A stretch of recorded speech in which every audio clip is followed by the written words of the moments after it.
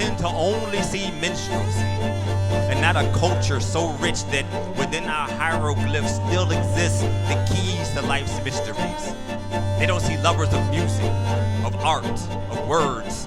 All they see are people who have always been essential to the work, essential to picking up their cotton, their tobacco, their slack. All they see are hues, so all they see are blacks and Mike Browns and Freddie Grays. They're quick to gentrify you from your home, then tell you to stay in your place. And when we speak up, they use the lead to make us pipe down. Statistics say an unarmed person of color is being shot right now.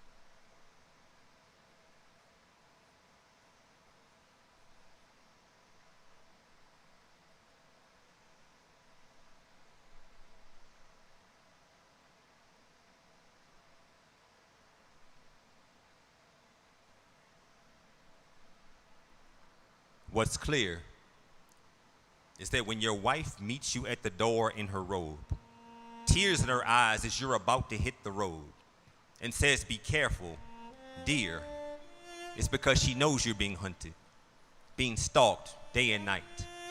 Ahmaud Arbery thought he was out for a jog, didn't know he was in a race for his life.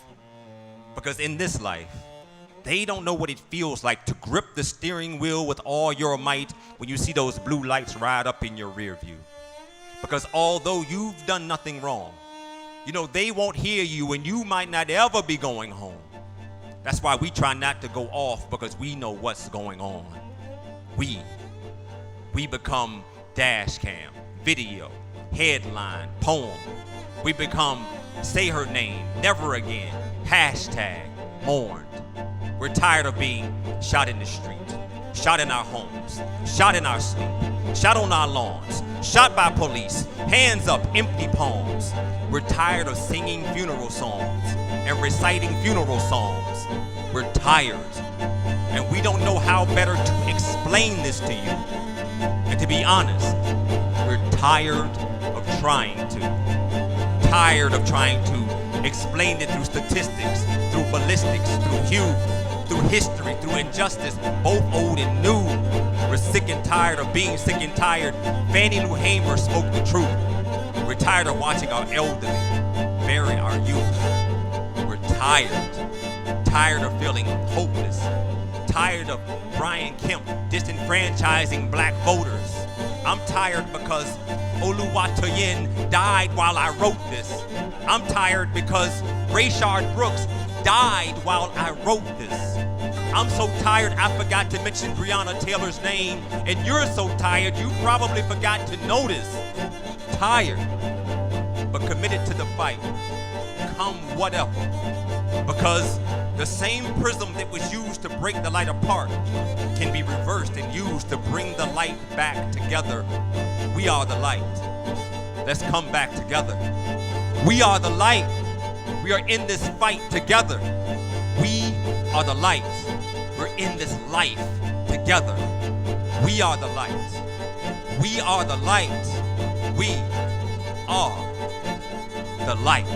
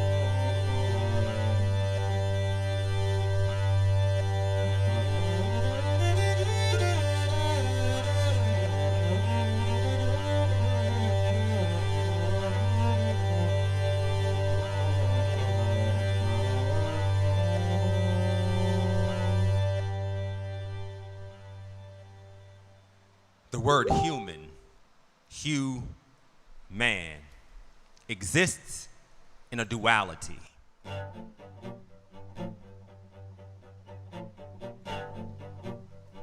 Hue, the color you view when light enters then passes through a prism or reflects off of me or you. And man, the state of personhood a person would be ascribed regardless of gender, respectively.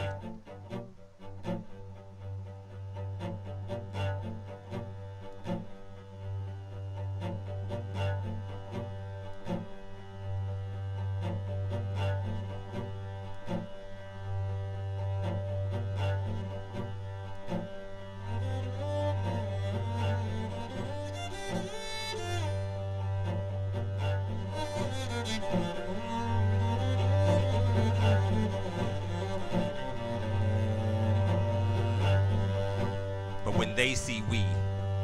Objectively, they see a hue that they imagine imbued with more of prison than prism. And regretfully, they see no man. And it is that that gets to me, that gets beneath my skin, literally.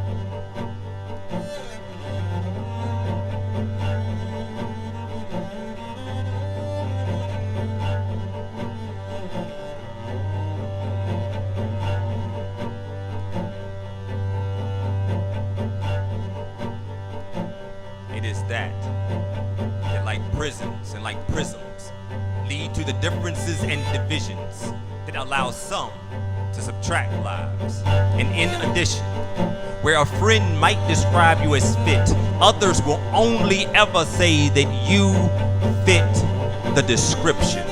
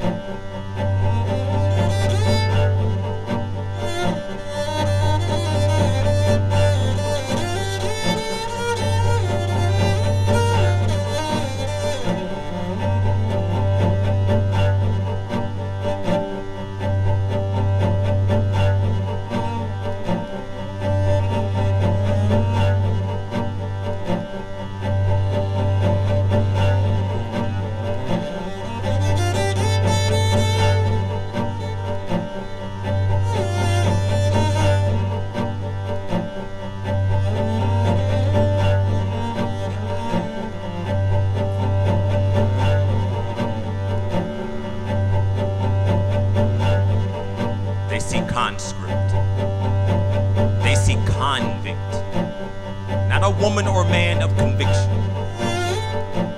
They don't see linchpin, they see lynching. And forever wanna see your light confined and contrite in a prism, industrial, complex system.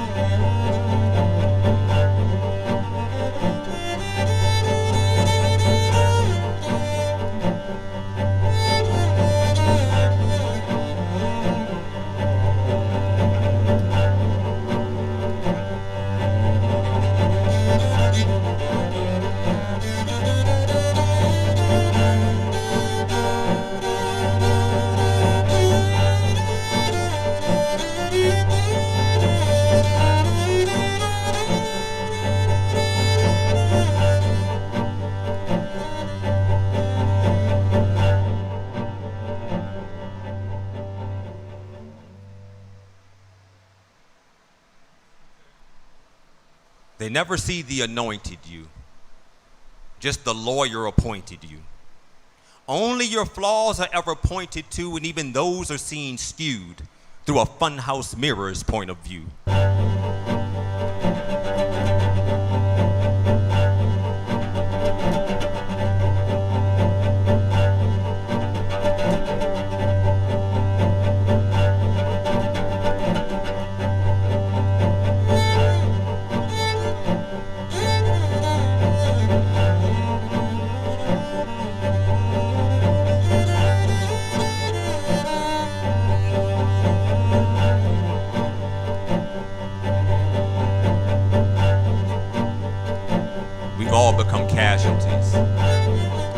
hoc fallacies and distorted realities, because what they think they're seeing is not human, or at best just 3/5 of a human being, which only leads to dark assumptions.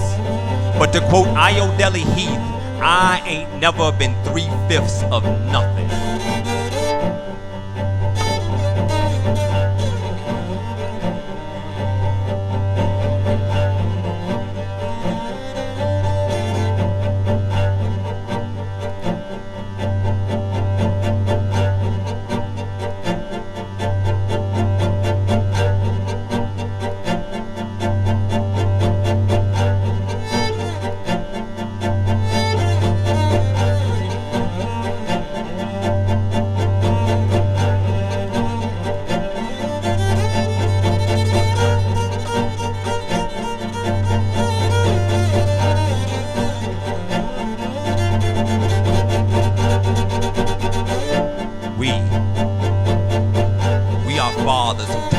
Living on our knees. So with your foot on our necks, we still stood to our feet. Mothers, making sure their kids eat. Making a way out of no way. Making sure ends that have never been friends meet. Sisters, working at a Mickey D's and pursuing an undergraduate degree. Brothers, hustling, working a 9 to 5 and then a 10 to 3. We are this, and we are everything in between.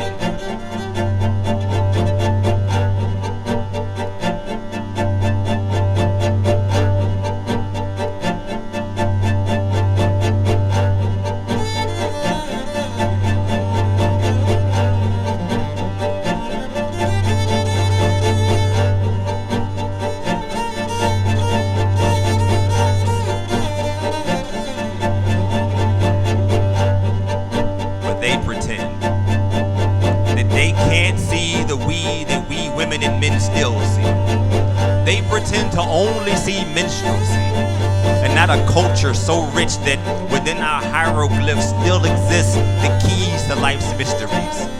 They don't see lovers of music, of art, of words. All they see are people who have always been essential to the work, essential to picking up their cotton, their tobacco, their slack. All they see are hues, so all they see are blacks and Mike Browns and Freddie Grays. They're quick to gentrify you from your home, then tell you to stay in your place. And when we speak up, they use the lead to make us pipe down. Statistics say an unarmed person of color is being shot right now.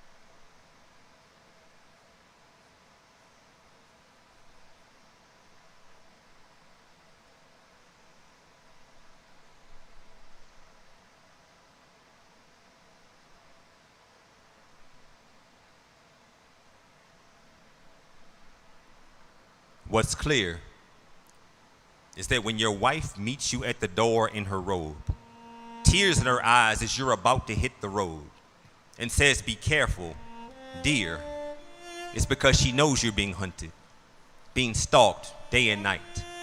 Ahmaud Arbery thought he was out for a jog, didn't know he was in a race for his life. Because in this life, they don't know what it feels like to grip the steering wheel with all your might when you see those blue lights ride up in your rear view. Because although you've done nothing wrong, you know they won't hear you and you might not ever be going home. That's why we try not to go off, because we know what's going on. We become dash cam, video, headline, poem. We become say her name, never again, hashtag, mourned. We're tired of being shot in the street, shot in our homes, shot in our sleep, shot on our lawns, shot by police, hands up, empty palms. We're tired of singing funeral songs and reciting funeral songs. We're tired And we don't know how better to explain this to you. And to be honest, we're tired of trying to. Tired of trying to explain it through statistics, through ballistics, through hue, through history, through injustice, both old and new. We're sick and tired of being sick and tired. Fannie Lou Hamer spoke the truth. We're tired of watching our elderly bury our youth. We're tired of feeling hopeless. Tired of Brian Kemp disenfranchising black voters. I'm tired because Oluwatoyin died while I wrote this. I'm tired because Rayshard Brooks died while I wrote this. I'm so tired I forgot to mention Breonna Taylor's name, and you're so tired you probably forgot to notice. Tired, but committed to the fight, come whatever. Because the same prism that was used to break the light apart can be reversed and used to bring the light back together. We are the light. Let's come back together. We are the light. We are in this fight together. We are the light. We're in this life together. We are the light. We are the light. We are the light.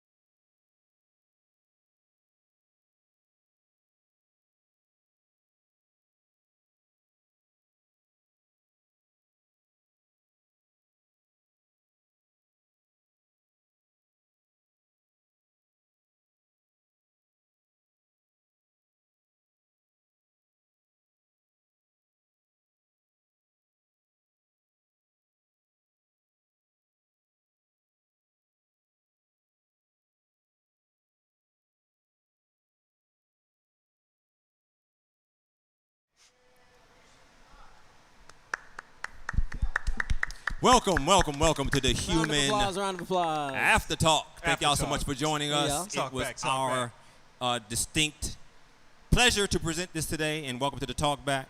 I am Jon Goode. I'm Okorie Johnson. Okorie Johnson. Dr. Fahamu Pecou.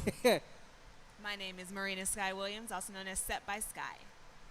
Yeah. So first of all, thank you to everybody who's still tuned in for your patience with the technical difficulties, but also for supporting this project and for watching along. Yeah.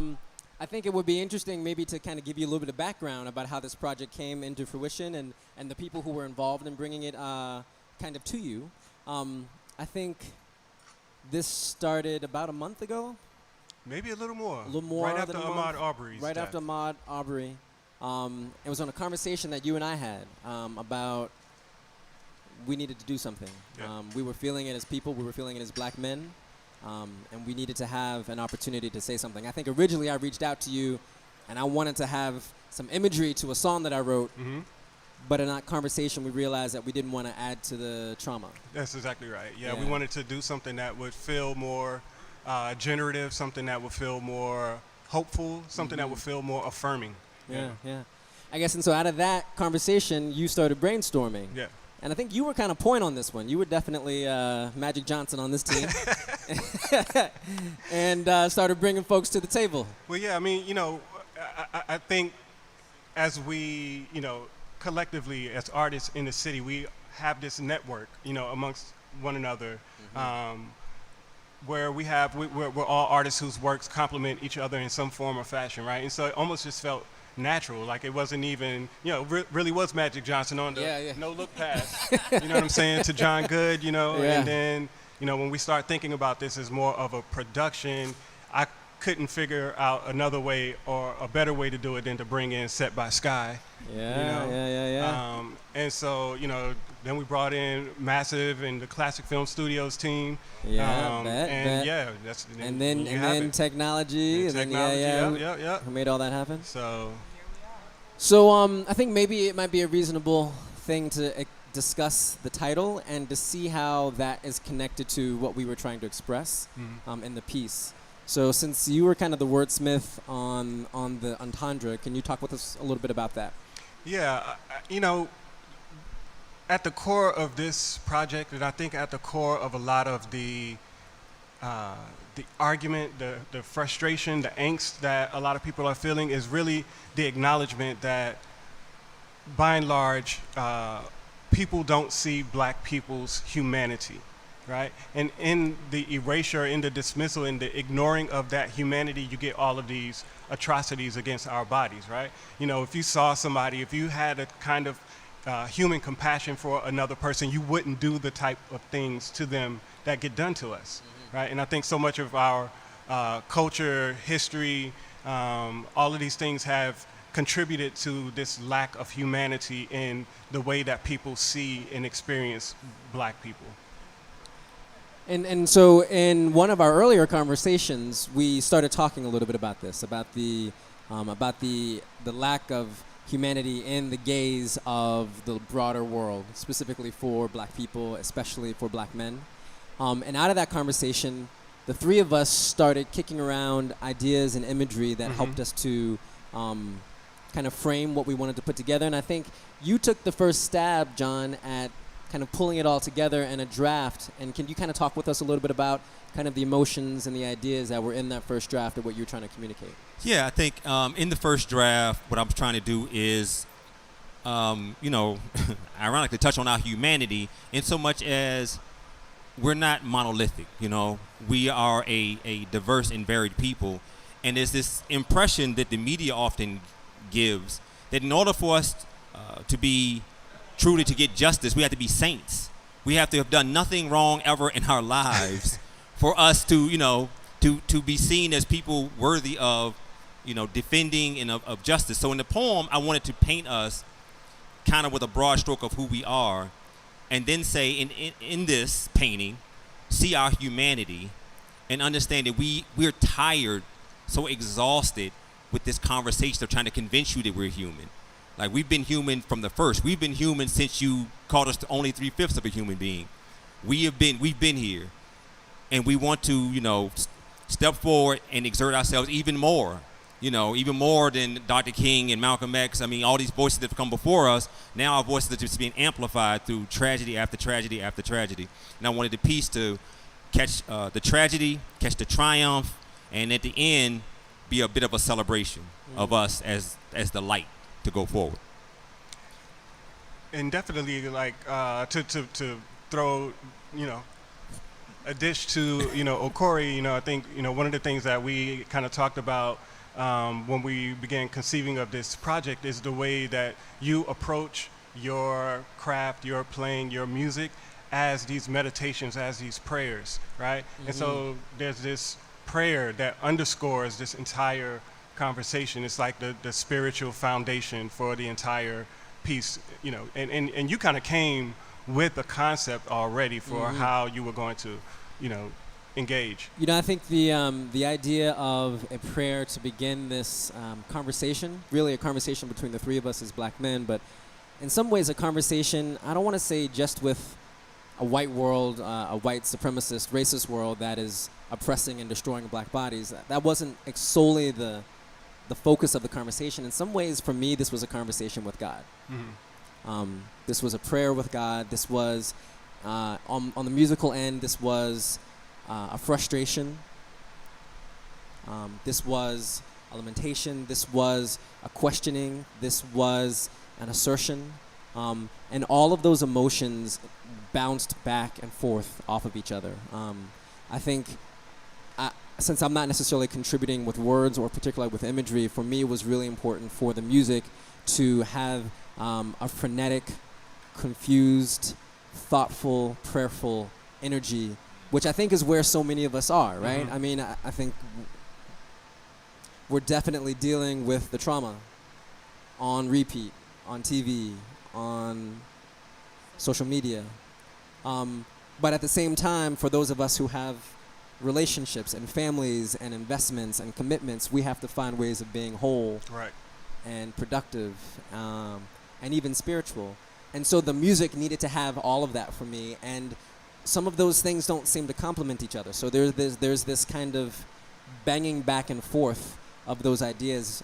And what image that we kind of started talking about was the idea of like a fun house or a chamber, a prism, right? A chamber of mirrors, right? So you have both like this presence of light, this beautiful spiritual thing, but you have these mirrors, these obstacles that kind of bang the light around and create a kind of confusion.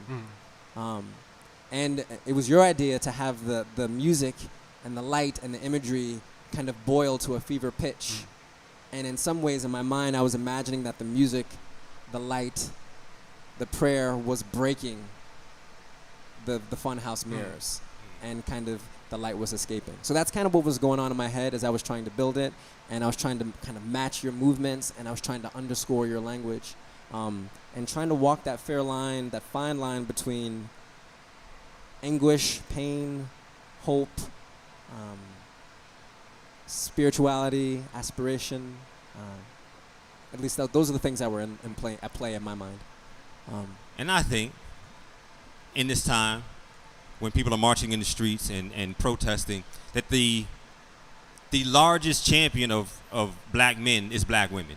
The people who are, fighting the hardest, cheering the loudest, trying to support us the most, black women. And so I was so excited when I heard the Sky was going to be on the project, and I was like, oh, snap. We have, a black woman who is going to frame this for us and make it look like, something amazing. So I think how you brought Sky into the project. So I would wonder, like, how you got to that. And then, Sky, when you heard about it, what you thought and how, what gave you the imagery that created what folks have just seen. Look, I'm going to just say this. This is on the record. Marina Sky is the Picasso of set design. Picasso, set design. Maybe the Frida Kahlo too, or something like that. You know what I'm saying? All of that. All of that. When we began to, like, map this project out, we realized it was going to be a production. and we wanted to have the set. We wanted to have the staging to match the energy and the level of artistry of our performances. And I couldn't think of a better person than Sky, to be able to catch that vision. This is the alley-oop, you know what I mean?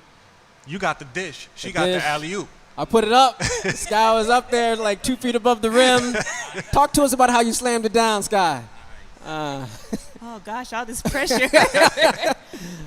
So honestly, this was, when Fahamu came to me with this project, I internally had been struggling with how I felt like I could show support as a black woman, just period, and then as a black woman to black men, and then to other creatives who may be feeling this struggle of trying to figure out how to support.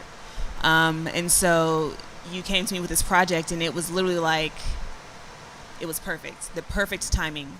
And so we had our initial walkthrough. You kind of explained to me what you guys wanted to interpret in this and come across in this piece. And honestly, your set was you. You are your set. So I knew that I didn't really have to do anything for your space because you were the movement part of this. But there was a lot of pressure. I put a lot of pressure on myself to figure out how to perfectly physically articulate what you guys were trying to come across, or what you guys were trying to express. And so for Okorie, your set was probably the most challenging for me because I'd never done it before, and it was a totally new experience. But when we talked about you wanting to represent almost the spirit of this, it made me think of the constellation, the stars, how far we can reach with that physically and, emotionally, spiritually, mentally, etc. And so I thought it would be interesting to showcase some type of cosmic something behind you. And then it ended up looking kind of like the Northern Lights. And so as the progression of this experience happened live, the movement of the lights behind you kind of gained in intensity. As your words got more piercing, as your sound got more intense, as your movement got more vibrant, I tried to kind of associate that with the colors and the lights that we were showcasing behind you. So immediately I just thought of the stars when you said spiritual. For your set, your set was a redo of a set that I did a couple of years ago that did not transfer. I don't think it had the right audience for it. But when I heard your words, it was like this set was meant for your piece. To showcase these dark shadows coming straight at you from every direction as you are standing there fearlessly with such strength, saying these words that mean so much to so many people. It just fit. It just fit. We're literally watching you almost get attacked on a constant basis from all directions, and you still prevail. So it just seemed like it was the perfect space to create that vibe. And even in your piece, the intensity of the hands gained as the intensity of your piece gained. So yeah, it was challenging, but it was also like, it was perfect timing. I needed that. And I also just wanted to be a woman on this set behind you guys. You guys are the stars of this piece, and I just wanted to be someone who helped you guys from the sidelines. So you guys could be the showcase, and I could just be a runner or the backbone behind it. Like, this is y'all, and she's black women are just here. The wind beneath our okay. wings. You're the fourth beetle. You're definitely the fourth beetle. Don't diminish your beetleness. I like the image of the skeleton. Yeah. I think I like the idea of us putting flesh on the framework. Yeah. And I think the thing that's interesting about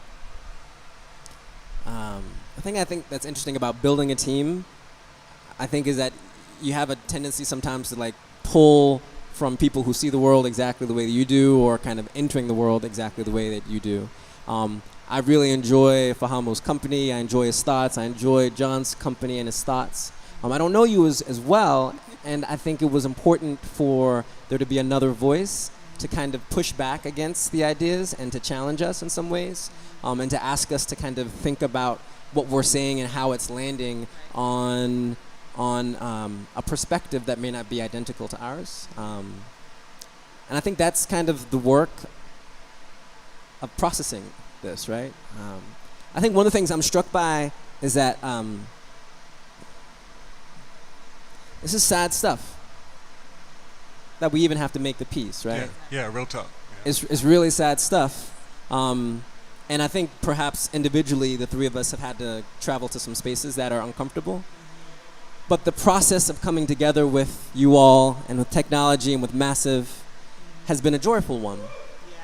You know what I mean? It has been a really joyful experience. And I think that's the strange, tragic but necessary irony of this work, that you can't do it in misery.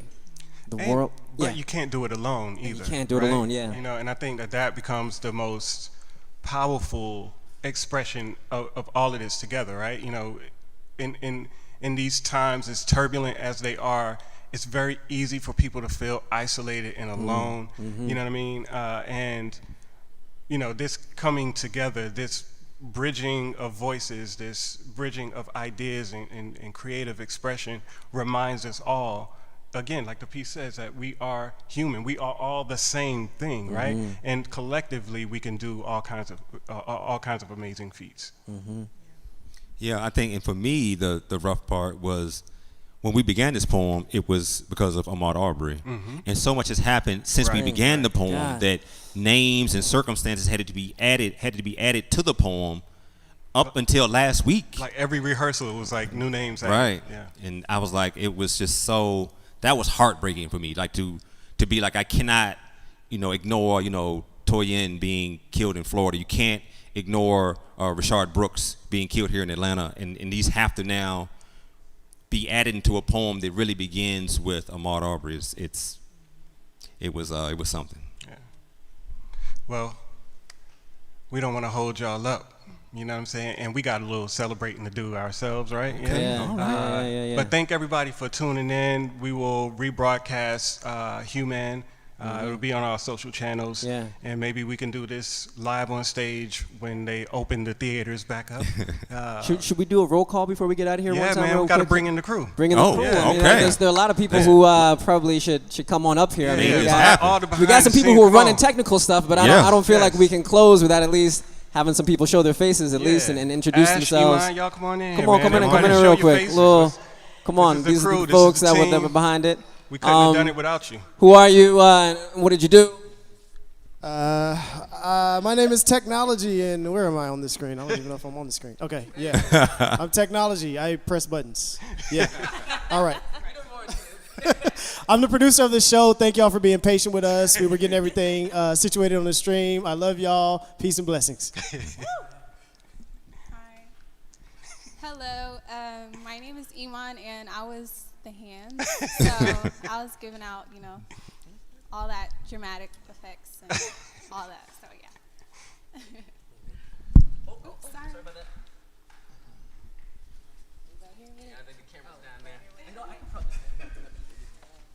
Hey y'all, I'm Ash from Powerhouse Creative. I was behind the scenes, hitting switches, and that's pretty much taking all the BTS for everyone to share on their channels. Thank y'all for watching.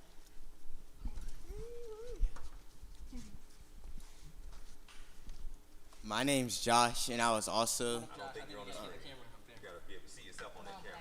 You see yourself? Go down. Okay.